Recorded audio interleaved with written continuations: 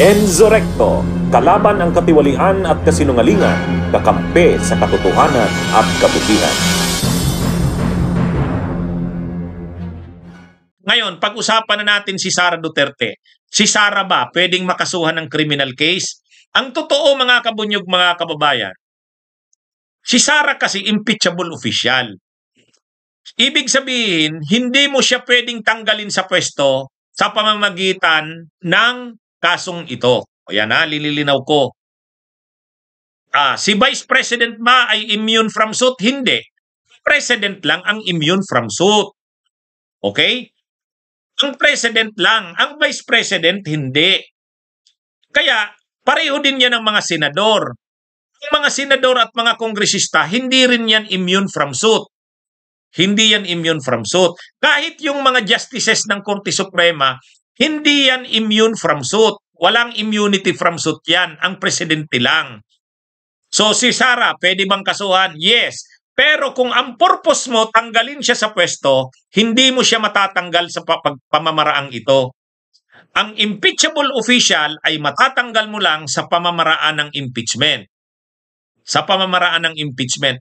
Nagkaroon lang dyan ng exception yung kay Sereno na ginamit naman ko waranto. Ito naman kasing si Sara Duterte, hindi mo naman pwedeng gamitin dyan ang kuwaranto. Kasi pag kuwaranto, ibig sabihin, yung pagkaka-appoint mo, null and void from the very beginning. Yun ang ginamit na argumento kay Sereno. Kaya hindi ginamit ang impeachment. Kuwaranto. Kasi null and void. Dito, ano namang sasabihin mong null and void yung pagkakaupo ni Sara? So, hindi dito pwede ang kuwaranto. Kung tatanggalin si Sara Duterte, impeachment lang yan. Ang problema, ang sinampa dito sa ombudsman. So anong mangyayari dyan? Una, pwede bang imbestigahan ng ombudsman si Sara kahit impeachable official siya? Yes! Wala namang nagbabawal sa ombudsman na mag-imbestiga. Power yan ng ombudsman. Okay? So malinaw na yan mga kabunyog ha. Ibig sabihin, kahit pa impeachable official si Sara, pwedeng imbestigahan siya ng ombudsman. Ibig sabihin, pagka-file ng kasong ito, papadalhan si Sara niyan ng papadalhan siya ng kopya ng complaint sa kanya at papakomentaryohin siya. O, yan ang mangyayari diyan mga kabunyog ha. Ibig sabihin, magkukomentaryo si Sara diyan. O, pero hindi siya pwedeng tanggalin sa pwesto sa pamamagitan nitong kasong ito. Kasi only sa impeachment lang siya matatanggal. So magpuproceed ba ang kaso sa kanya? Hindi yan. Hindi yan magpuproceed sa Sandigan Bayan. Magpuproceed yan pagkatapos ng termino niya bilang Vice President, pwede na yan. Pero yung investigation, magtutuloy-tuloy na yan. So ang ibig nating sabihin dito, pwedeng mag-iimbestiga ang ombudsman, mauobliga ngayon na ilabas ni Sara yung mga counter niya sa ebidensya laban sa kanya. Pangalawa, pwedeng isubpina ng ombudsman ang AMLA tungkol doon sa mga bank accounts. Ito yung silbi nito, mga kabunyog, mga kababayan. Ha? So, hindi pwedeng kasuhan si Sara ng criminal case sa ngayon. Hindi dahil immune siya from suit. Hindi dahil immune siya from suit. Kundi, hindi mo siya matatanggal sa pamamagitan nito. Pero pwede siyang imbestigahan ng ombudsman. Ibig sabihin, pwedeng kunin yung mga ebidensya galing sa AMLA, yung mga joint bank accounts, lalabas na yan.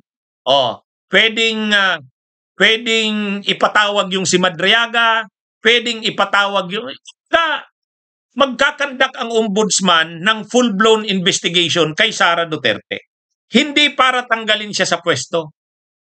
Ngayon, pag nakatipo na ng mga ebidensya laban sa kanya, sa February, kung isusulong ang impeachment, magagamit itong investigasyon ng ombudsman.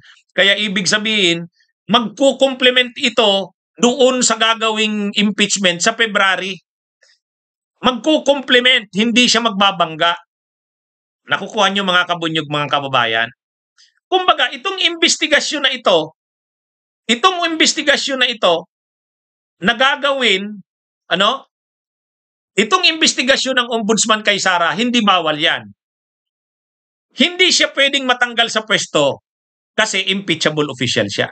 Pero pwede siyang imbestigahan. So, ibig sabihin, di ba, yun yung hindi ginawa nila Chis Escudero, yun din yung hindi ginawa ni Martires.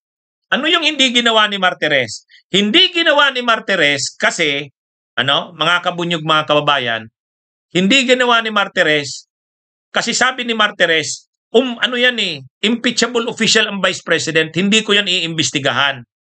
Hindi. Pwede naman yang imbestigahan. Hindi mo lang pwedeng tanggalin ang Vice President. Bakit? Kasi impeachable official. Pero yung investigasyon, wala namang nagbabawal. Ito ngayon yung pagkakaiba kay Remulla. Si Remulla, ang sabi ni Remulla, okay, hindi ko siya pwedeng tanggalin kasi impeachable official siya. Pero pwede ko siyang imbestigahan. Nakuha niyo mga kabunyog, mga kabayan. Kaya ang mangyayari sa atin, yung mga hindi natin nakita noon, halimbawa, yung joint bank accounts nila ni Digong, makikita na natin yan ngayon.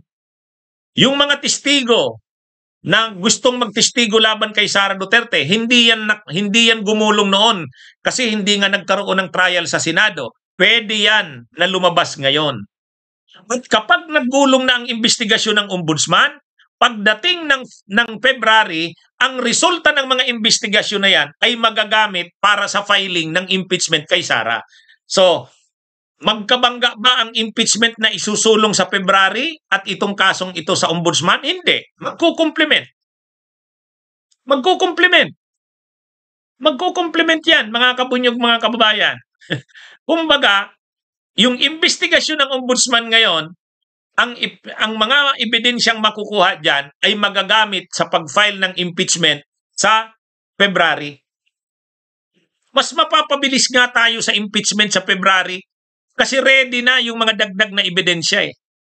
Halimbawa, ang mangyayari dito, mga kabunyog, mga kababayan, di ba may mga ebidensya na kay Sara? Kasi yung investigasyon ng Kamara. Yung investigasyon ng Kamara, mayroon ng mga ebidensya, pero madadagdagan pa ang ebidensya dahil ang ombudsman, yung investigation ng ombudsman, makakaproduce pa ng dagdag na ebidensya. Kaya, yung mga naunang ebidensya sa sinagawang investigasyon ng Kamara, itong ebidensya na lalabas sa investigasyon ng ombudsman, pag pinagsama mo yan ang mga ebidensya sa impeachment kay Sara sa February. Kaya ito, mga kabunyog, mga kababayan, hindi useless ito. Hindi useless. Hindi nga lang matatanggal si Sara ng ombudsman. Hindi matatanggal. Kasi nga siya, impeachable official. Nakalagay kasi yan eh. Ang ombudsman, ang disciplinary authority niya, hindi pwede sa mga impeachable officials. Pero, hindi siya pwedeng magtanggal ng Vice President. Ang ibang officials pwedeng tanggalin ng ombudsman, i-dismiss from service, pwede yun. Ibang officials. Pero ang impeachable officials, tulad ng Presidente, Vice Presidente, hindi pwede. Kahit justices ng Korte Suprema, hindi pwede. Walang authority sa ganyan ang ombudsman. Pero, pwede ba siyang mag-imbestiga? Yes. Yes. Saan niya gagamitin ang investigasyon? Saan niya gagamitin?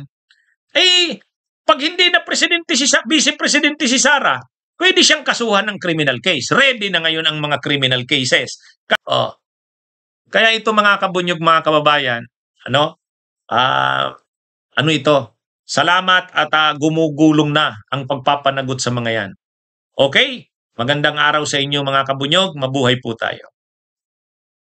Bunyog, bunyog, halikan na kasama ka. Bunyog, kapag buklod ay may pag-asa. Luzon, Visayas, Mindanao, isa ang pananaw. Sa bagong Pilipinas ang bunyog isisigaw. Bunyog.